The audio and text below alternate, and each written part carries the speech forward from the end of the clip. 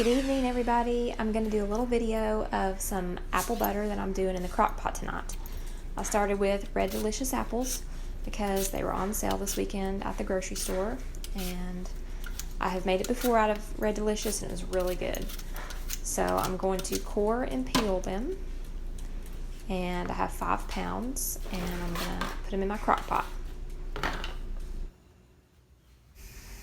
So I added a cup of water and a cup of apple juice with the apples to cook overnight. It calls for 2 cups of water, but you can substitute apple juice if you want to. I did half and half last time and they tasted really good. So it is about 10 o'clock at night and I'm starting these, and I'm going to cook them on low all night long.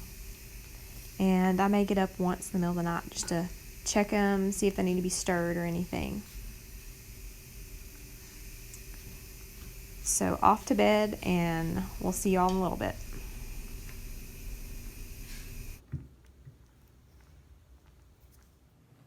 Good morning.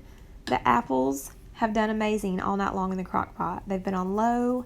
I really wouldn't have had to get up and stir them. They're not stuck to the pot. They have done just so awesome.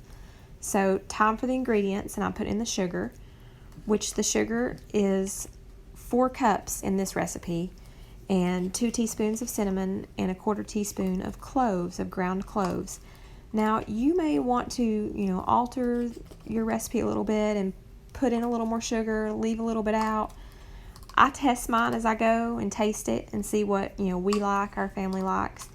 And, I also have a few more apples than the recipe calls for, so I'm going to add some more sugar. And I'm going to let this cook on low for 10 hours, so I've got a few more hours to go. And we're going to cover it up, and we'll be back in a little bit.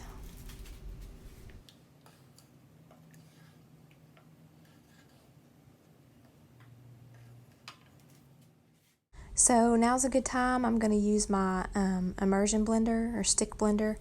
I'm going to just use it in this pot, which is so convenient of these things. You don't have to move any of the mixture out and put them in anything else. You can just do it right here.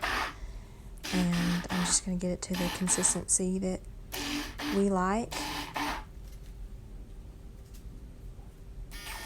And it's just super simple.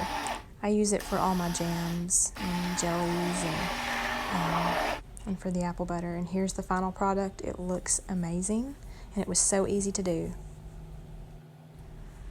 So the apple butter has been cooking for a couple hours on high, uncovered, and it's starting to really thicken up, and they say that when it mounds on a spoon that the consistency is about right. So it's looking pretty good here. It's almost ready to be canned.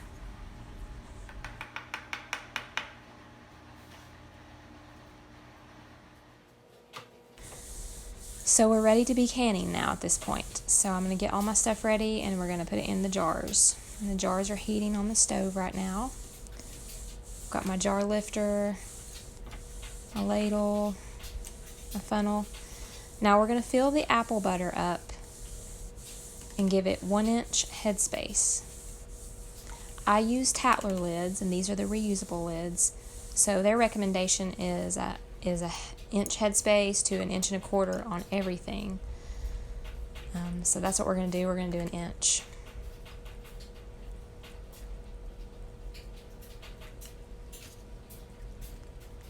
Getting the bubbles out.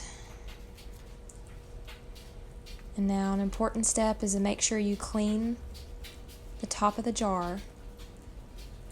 Wipe it down real good. I use paper towels. And then I'm going to get my lids, and they're simmering, and here they are.